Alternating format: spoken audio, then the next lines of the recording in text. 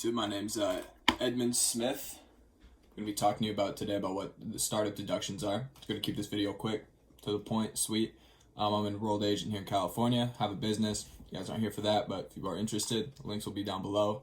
So very briefly, kind of how the startup deduction works is that you can take up to a maximum instantly $5,000 for your first year. So if you spend $5,000, you can take those $5,000 up. Typically, you're going to be spending more than that. So say you spend $10,000 your first year, you can take off those $5,000, but after that, the difference between the $5,000 and the rest of your startup costs are going to be amortized over 15 years. So let's say for simplicity's sake, let's not do $10,000, let's do $20,000.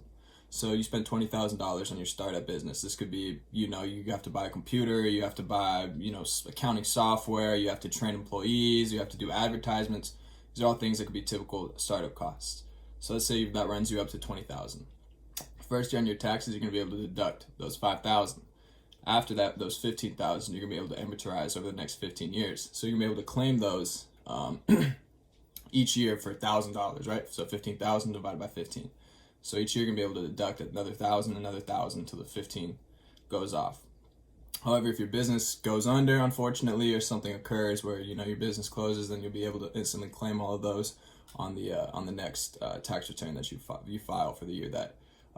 So a couple other things to consider with this deduction is the fact that if you don't actually start the business, then you can't claim the deduction. So say you're interested in possibly starting one, possibly starting like an ice cream shop or something like that, and you don't, but you've bought the ice cream machine and you've bought you bought sprinkles and all this stuff. You wouldn't be able to deduct that because you didn't start the business, right? But then this is kind of where a bit of a caveat here.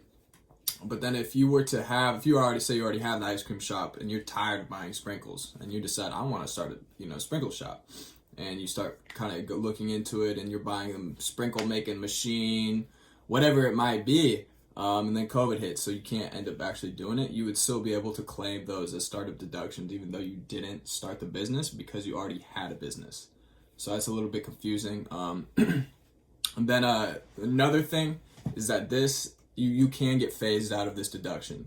So I can't give you the exact numbers right off the top of my head to when you get phased out, but that is something, if you're in the higher income bracket, it is a deduction that you can get phased out of. So that's another thing to keep in mind. It's only my second video, so I apologize. I know I got some odd lapses and stuff like that, but honestly, I'm starting to learn to like making these a little bit, and I really hope that this video can just help one person, help clarify one thing. So yeah, just give me some feedback below. Any other questions that you guys might have, any tax related questions, things like that, videos you guys might want to see in the future to kind of get walked through. I would love to do that. I'd love to hear what you guys have to say. Yeah, so I'm gonna have links to socials, all that stuff, So appreciate it, guys. Thank you for watching.